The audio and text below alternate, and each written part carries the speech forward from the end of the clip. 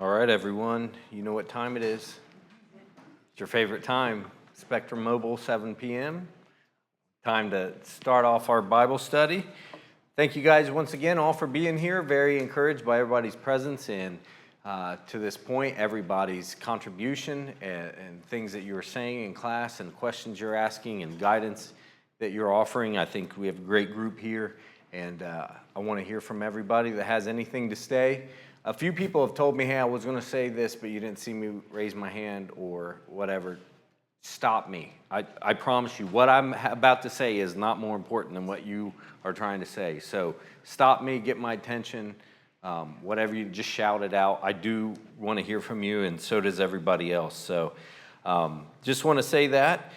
We've had a good class so far. We've talked about being members truly of one another, caring for one another, and encouraging one another, and all the different things we can do to help enhance the relationship we have with each other and what the Bible commands us to do, and the relationship that we are commanded to have with each other.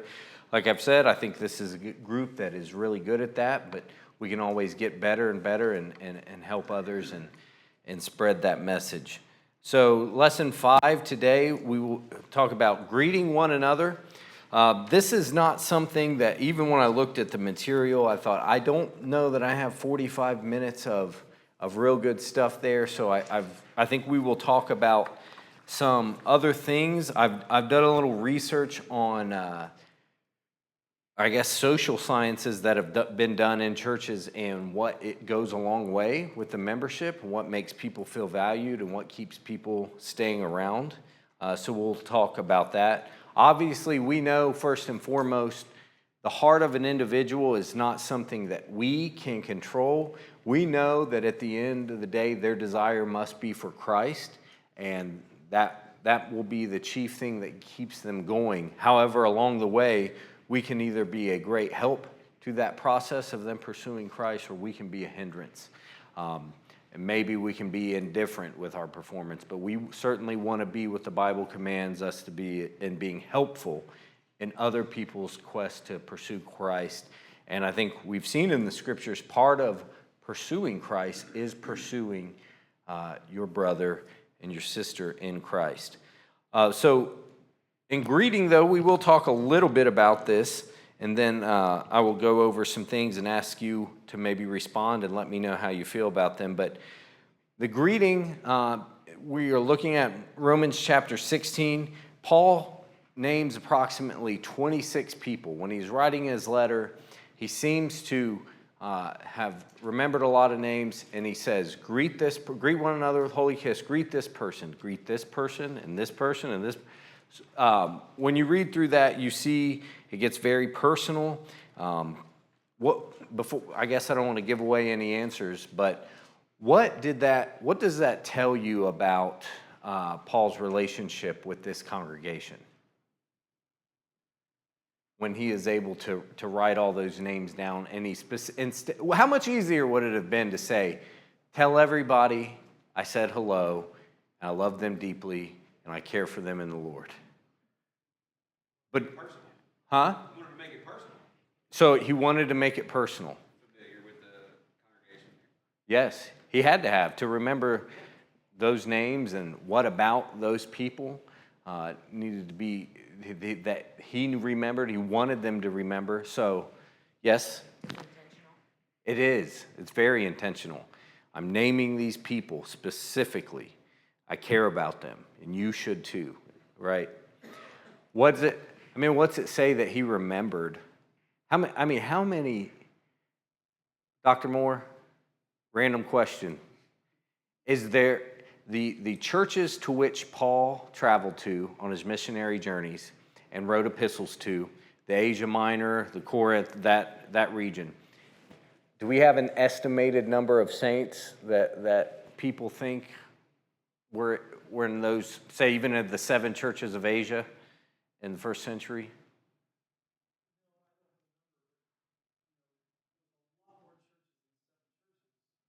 Yes.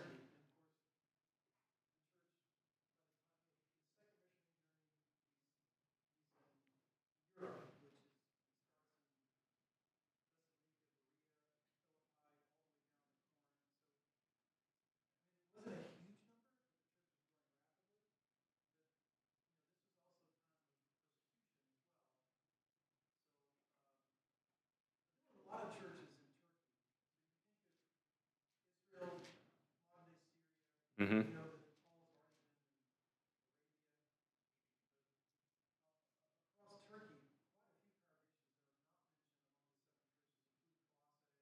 Mm-hmm.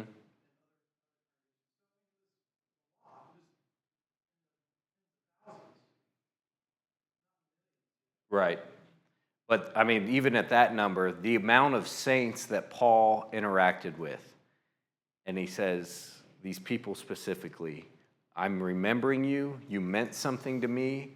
How easy, if you read about when Paul talks of the chronologies of his injuries and his hardships and his persecutions he went through, right? I was beaten with the lash. I was served a day and a night in the deep. I was beaten. One of the most, I think, overlooked verses in the Bible is where Paul says, I was beaten many times, often near death, and then on to the next. Often I'm beaten nearly to death. That is a massive statement. Going through all that, what's it say that Paul says, I remember these certain people, and I want you to greet them for me, and I want you all to greet them and treat one another well.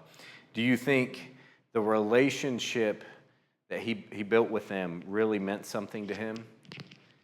It says that they made a lasting impact on him also. It did. The way that they fire probably that they had for the Lord, it made a lasting impact on him. Sure, absolutely. Kind of goes back to our last lesson on encouraging. Just their zeal was an encouragement to Paul. And we often think of the Bible, I know I think of it this way, as a book of instructions.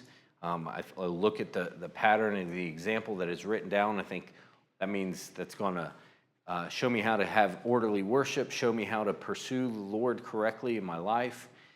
And I think that's right. I don't think that's wrong. But I would also say if it's a book of instruction and a book of example, and Paul purposely took the time to name people one at a time, does that mean that deep care and concern for the saints is an instruction? Is that too much of a stretch? I mean, it just seems like Paul was devoted to writing to people to say, I'm sure there was thousands of pages he could write to each church. And I'm sure when he did visit, if someone could transcribe those sermons and those speeches and those studies, it would be immense, right? But in the limited time that he had, in the middle of instruction was human names, human attributes, and this is what these people mean. Is that a stretch to say that caring for people then is one of the instructions? Would you guys agree with that? Anybody think that's too far? If you do, that's fine. Maybe I'll learn something by a different perspective. So that was very loud to me. Now, the Holy Kiss, I don't think we'll have to spend a lot of time on. I think we're probably on the same page here. The question was raised. Now, greet one another with a holy kiss. I know I made a joke in a class here once that Daphne Hale wanted to bring that back. I hope you know it was a joke. I can assure you, she does not. Don't try it. It was totally a joke because of the irony of how much she does not want you to do that. So don't take this class as a license to try that out. But but the holy kiss kind of goes back to our feet washing thing, is the greeting of a kiss, and you say holy on top of it, so you know the care and concern and the reverence that we put into things that we call holy. So do we need a heartfelt, does our greeting literally have to be a kiss? I think most of us are on board, or if not all of us, to say more exactly. Just like the feet washing, right? The feet washing is a command, and the command is to care for each other. It doesn't have to be orchestrated in that way. Same with the holy kiss. And I'm sure other cultures, now if you were maybe in Europe or another culture, that may be more prevalent. I've spent considerable time on 4 different continents, never had another man kiss me or try to, and I can't think of a time when I would have thought that was appropriate, but in another culture, I'm sure it's almost expected. I'm glad that John and Kim don't confuse their time in Europe when they're here and go try to greet us like we're in Europe. Do they still do that? Yeah, in fact, I'm surprised that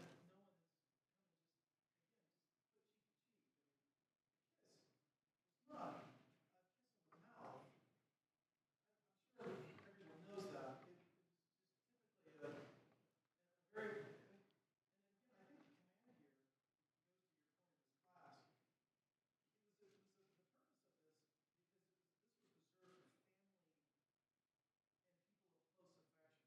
Mhm.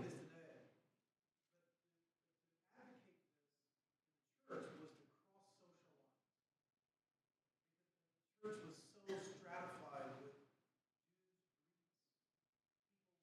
high social order, low social order. So this was designed to cross those social barriers and to demonstrate oneness and a love and the affection. It was a sign of affection. Italy, all the time, and it's just a cheek to the other cheek. It's very quick. Mhm. There's not really lips involved. The instruction to make it holy was to separate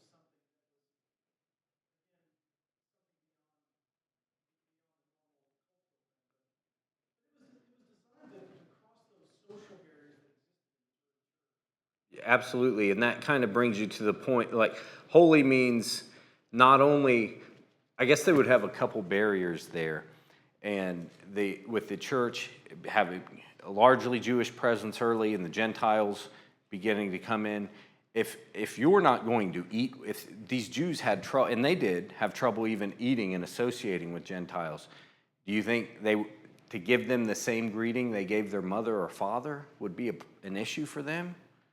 Certainly, right? So this instruction is good, going across cultural lines and ties that I said, well, I will only greet this person heartily because that is who calls for that type of greeting.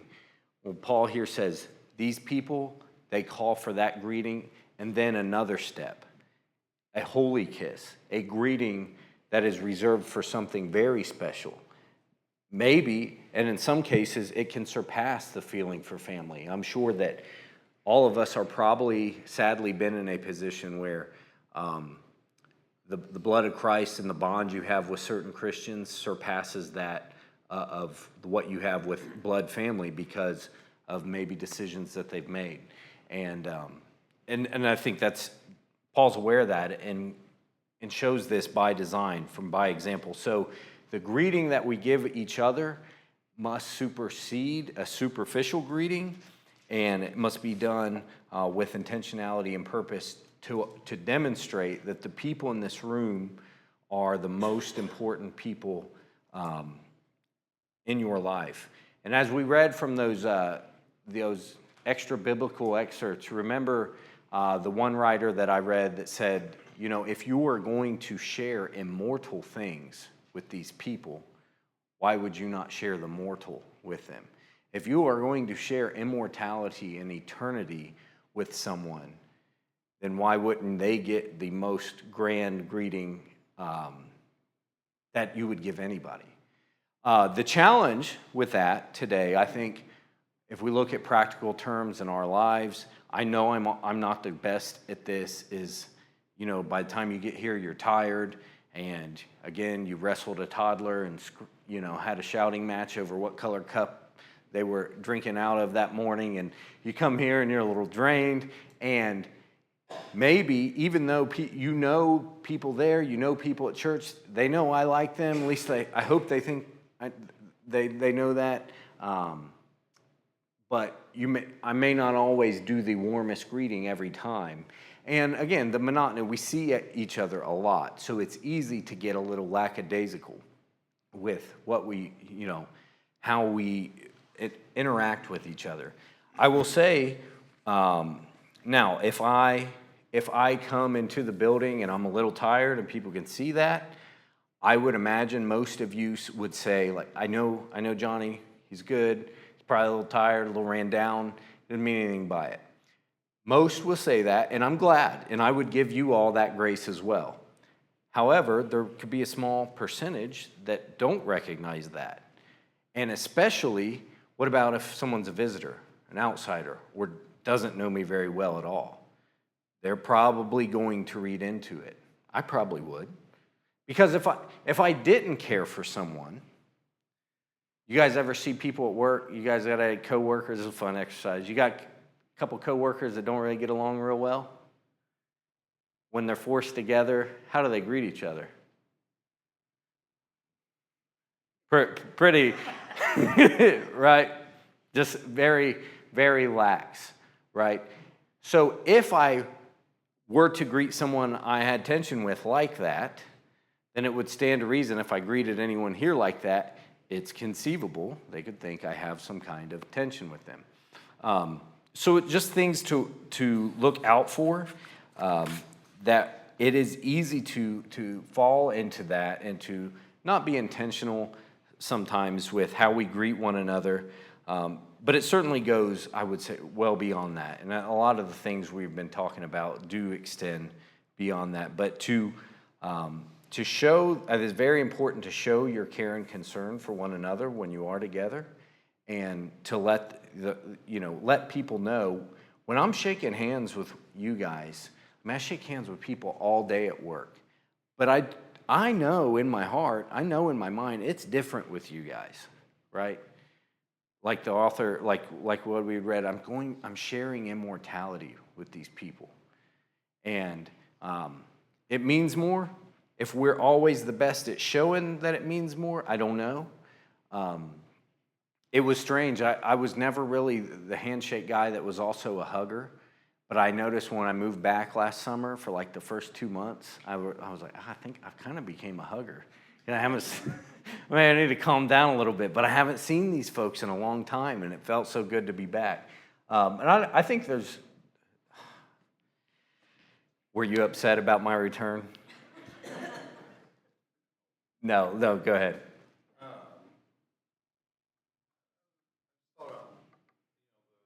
We're in Luke 7, when Jesus is in Simon's house, and the sinful woman is washing his feet, and it says that she began to wet his feet with her tears and wiped them with the hair of her head and kissed his feet and anointed them with the ointment.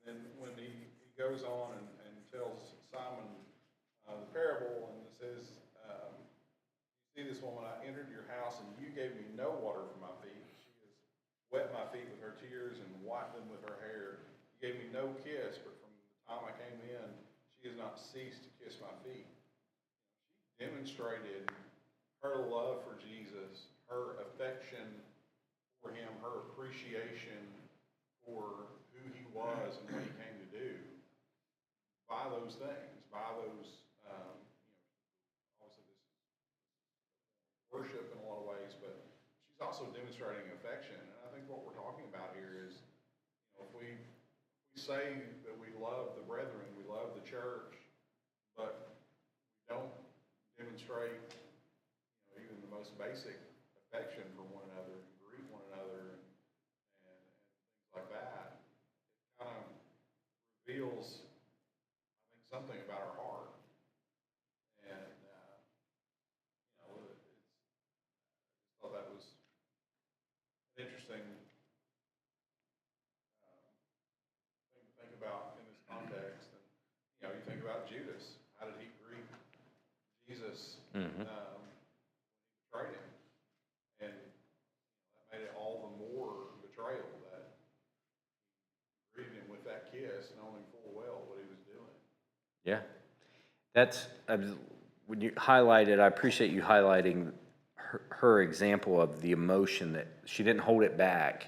She felt it was okay. She had the raw emotion. It wasn't forced, and she showed it. And it does speak to a deeper issue. If the folks in the congregation don't invoke any type of extra emotion from you, then there's something there to work on. There's something there to fix. There are relationships that need to be deepened.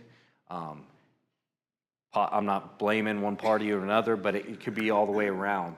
But that is certainly a sign that if God is not saying, come and greet these people and be happy with them and love on them just because. No, it's show them that you do love them, right?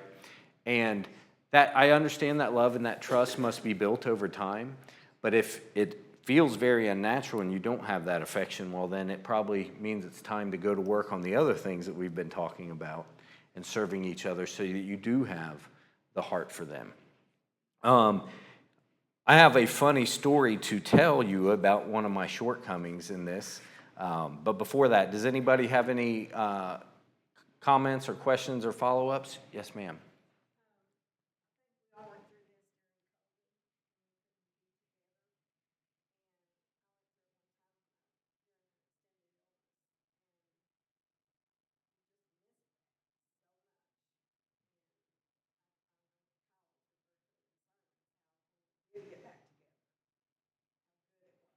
Mm-hmm.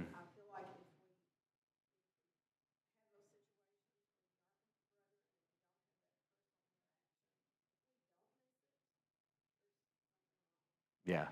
That relationship probably wasn't as deep as what it should have been, huh? Yeah. Yes, sir.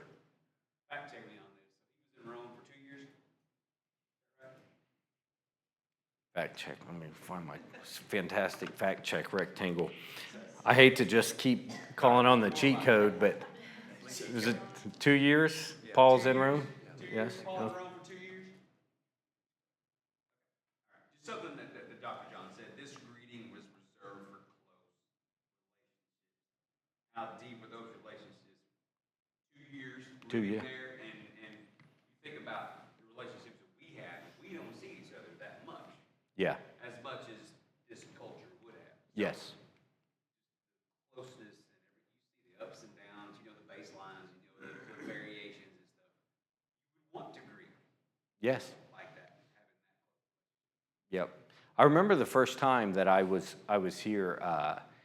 I'd been here about a year, and my parents were coming to visit me, and I felt this. I gotta walk. Like everybody, stay where you are. I gotta walk my parents one at a time and let them meet each one of these wonderful people and how much they mean to me. Again, that's one thing I've always felt here, and I think that's one of the reasons I wanted to do this subject. Very good thought. Very good thought. Was he?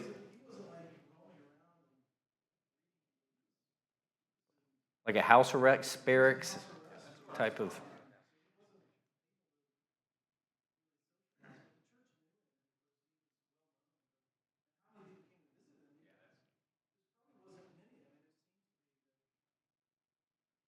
Yeah. These folks likely did. The ones you mentioned in the letter, right? Probably came and saw him. Certainly. And that gives a great meaning to when Jesus in the Olivet Discourse is telling folks, I was sick and in prison and you didn't visit me. And then literally you have Paul who says, Jesus says he's to carry my name to the Gentiles. He's doing God's work and he's in prison. I mean, was it a commandment for those people to go see Paul? Sure it was, but did it come with natural affection? I'm sure it did. Not that they would have not that they would have the Olivet Discourse and other scriptures readily handy to them, but I'm just saying that is the execution of that command. So, story, I am friends with somebody here in this congregation and became good friends with them. I think I consider myself very close with them. I look up to this person quite a bit, and it's a newer relationship. And they've told me, and you guys know, guys, men, when we're around each other, we can be quite hard on each other. It's like almost the harder we are on each other, the more we like each other. And so they'll say things pretty bluntly to you. And after our friendship for a while, and I'm sure he was wanting to tell me this for a long time, he said, when I first met you, I really thought you were a jerk. And I thought, me? Like, what could I have, really, what did I do? And he told me, "You didn't greet me very well one time." And he said, "I think I even had my hand out, and you didn't shake my hand. You just kind of walked right by me." And I was like, I was embarrassed and ashamed. I'm like, I really can't believe I did that. My peripheral vision's still pretty good. I would have thought I'd have seen that. I can't, we were recapping what happened. And I mean, I think I had a fairly valid excuse. What I think was happened is I traveled back in town for a funeral of a dear friend from this congregation. And first time coming back in here, I had to deal with it a little differently than you guys did because I was away, and coming back for the first time since then was kind of surreal. And I think I was kind of tunnel visioned. And of course, he understood that. He said, "Yeah, that's totally fine." And once I got to know you, I realized that was not the case. But for that period of time in between whatever, kind of had an opinion that I didn't think very highly of others because my greeting wasn't very solid or didn't exist at all. So that's made me more mindful and more cognizant to do a better job at that. So some research I had done, this kind of morphs together this ideal and a lot of the other ideals that we have already talked about. And for those of you who are familiar with social sciences, groups, institutions will do research, and they will observe behavior of large amounts of people. They will conduct surveys and do different things to extract how people are feeling, what they're doing in their daily lives. And in this case, there's a lot that have been done in church communities. So I just want to say, obviously, I know in scientific community, there's a lot of debate amongst when you do science-based research, and part of the data is what somebody tells you, right? Because is their view of themselves and their own life distorted? Are they telling the truth? So there's a lot of that, but I do think there is at least something here that we can extract, kind of, as they say, eat the meat, spit out the bones.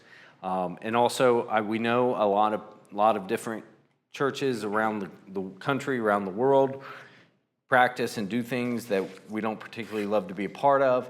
So, and that's not named in here, but I just want you to know if I read these things and you say, "Yeah, but that's different," because I realize that, but I think the point still comes across in some of this data. So Fuller Youth Institute, and this had talked about this. A lot of this focuses on the young people's age and leaving the church, and I know we mentioned that briefly, but usually when folks are good at member retention and when folks are good at making each other feel welcomed, it's usually it trickles down into how they treat the young folks and how the young folks feel there, and that reciprocates up to the older folks as well.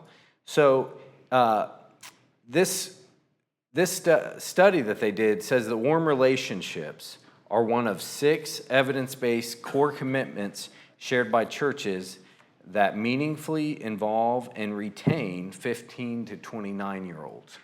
Like most of you, I read that and I say, "Oh, that's my demographic." And then no, it's not. Hasn't been for a long time, but I still think of myself like that. Probably still that maturity level. But the 15 to 29-year-old warm relationships are one of the 6 core tenets.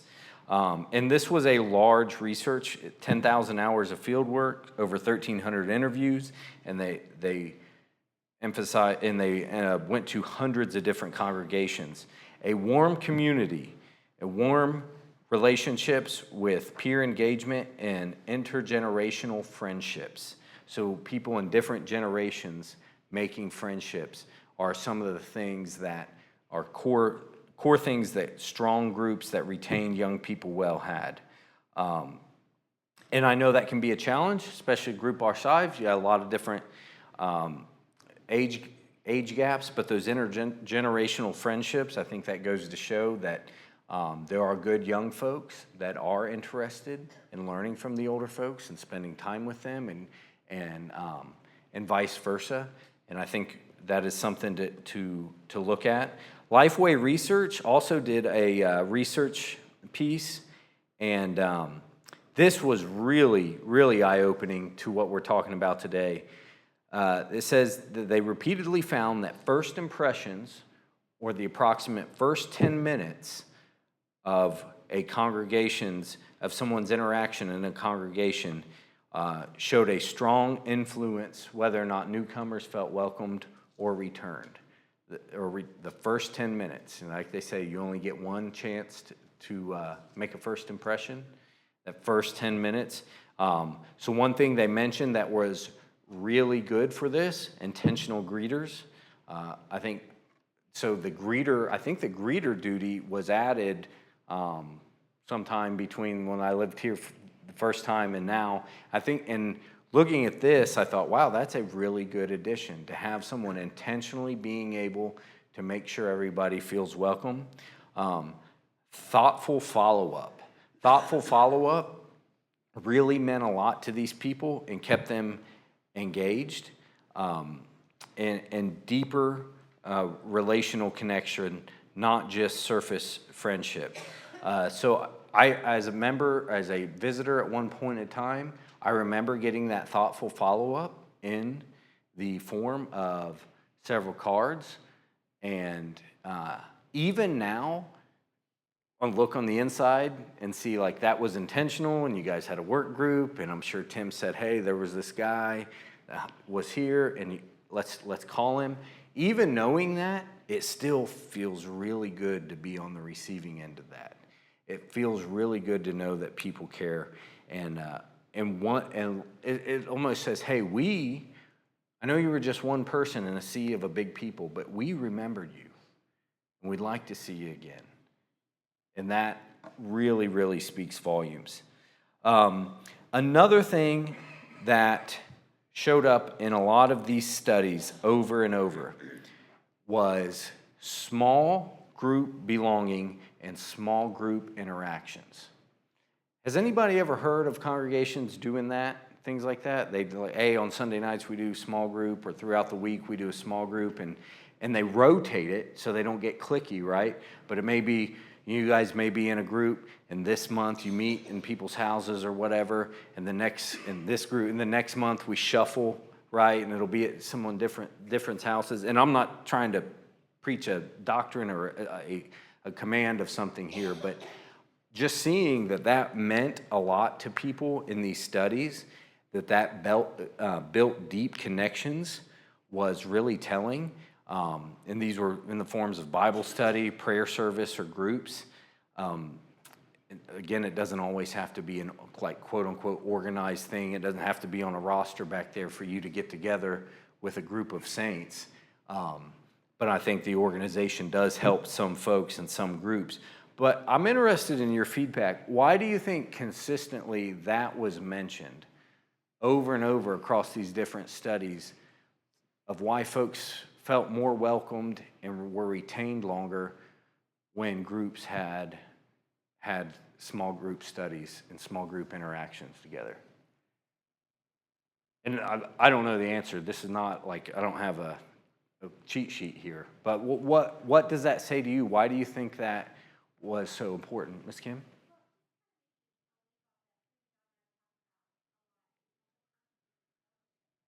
Is what now? Okay.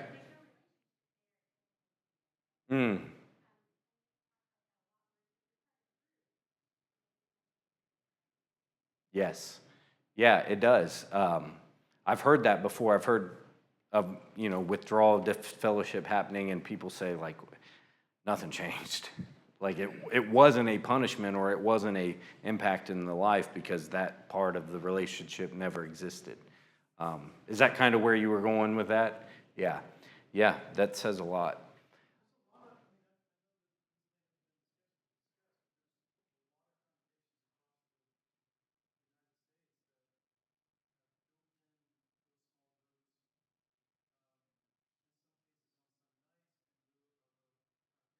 Yep.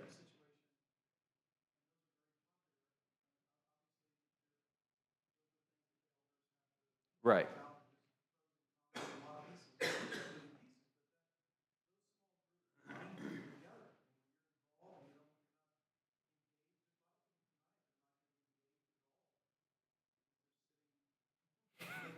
Right.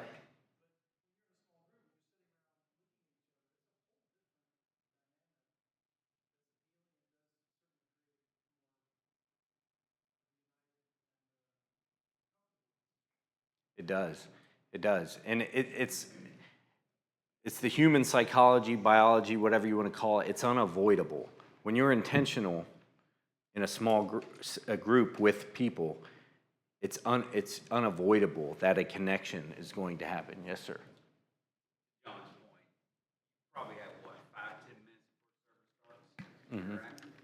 You know, and then I don't know what those small groups in other places look like, but I Sure. would imagine there's food involved. Could be, yeah. Right? We I mean, it is in the southeastern part of the United States, most certainly, yes. We were in a congregation in Alabama when Jessica's dad lived there, and he was talking about hospitality and elders and things like that. His point was, the best way you can know somebody is sitting across from them. Drove that home. And I'm sure that in those small groups, that happens, to John's point, it's more intimate, you know people, you know, what are you into, and you learn more about people in 5, 10 minutes. Yes. Yeah.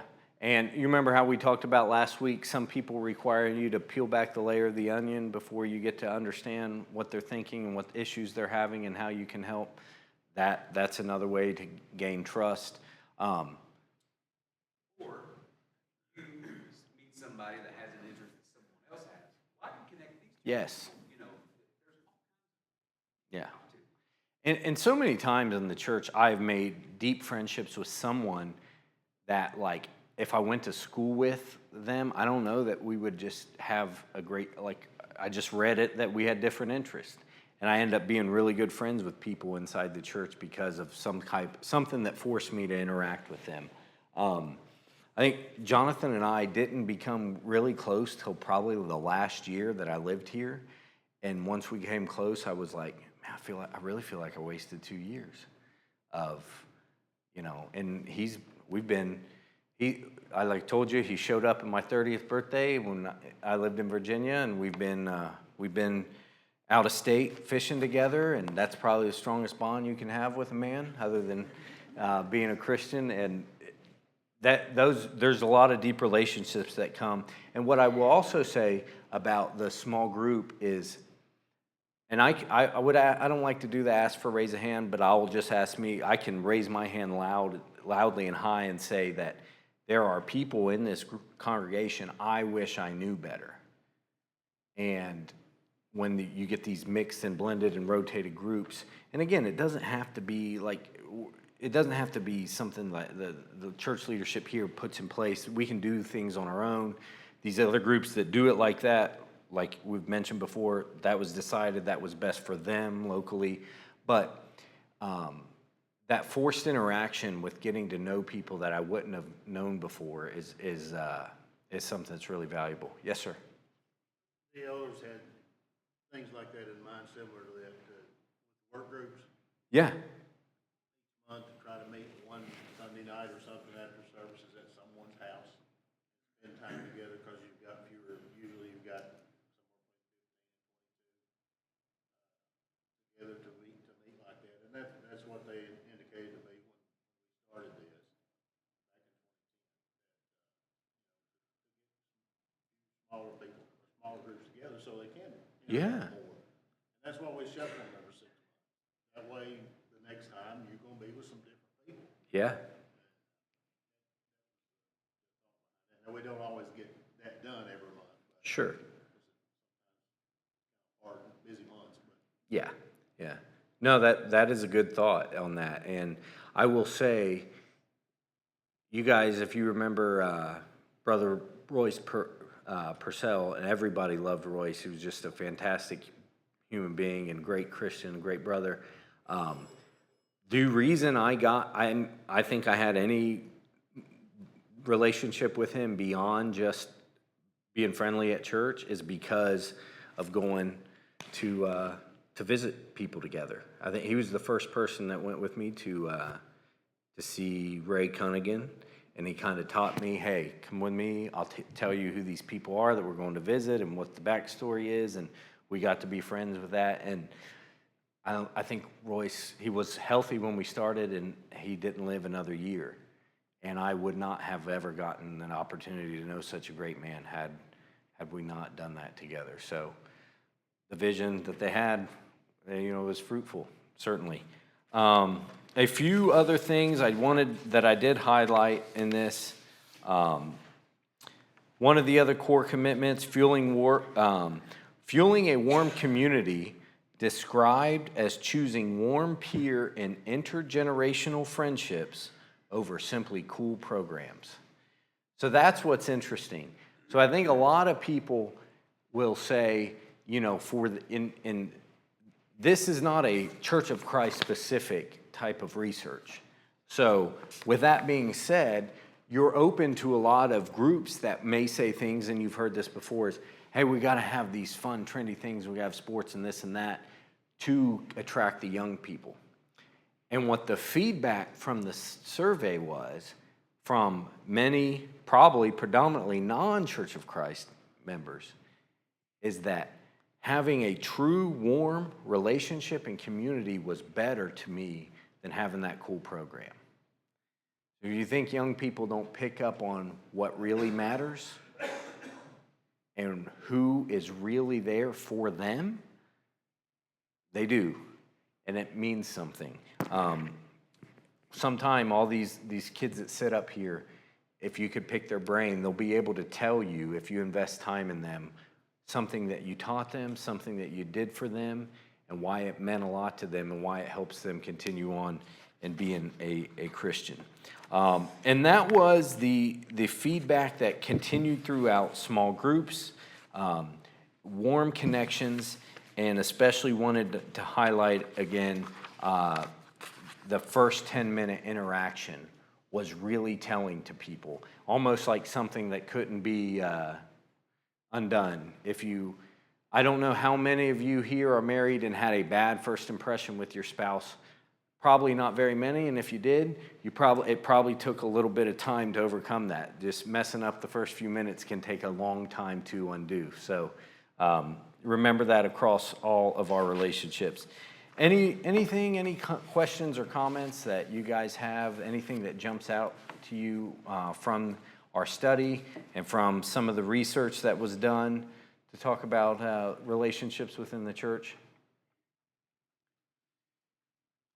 Well, I appreciate your attention. I will try to we'll do our questions next week, and I will try to bring, again, because it's hard to draw some long-form answers out of some of these questions. I'll try to bring more examples of supplemental material that we can all learn from. But I really appreciate your presence, and you get like a free minute and a half to talk amongst your friends or whatever you'd like to do. Thank you.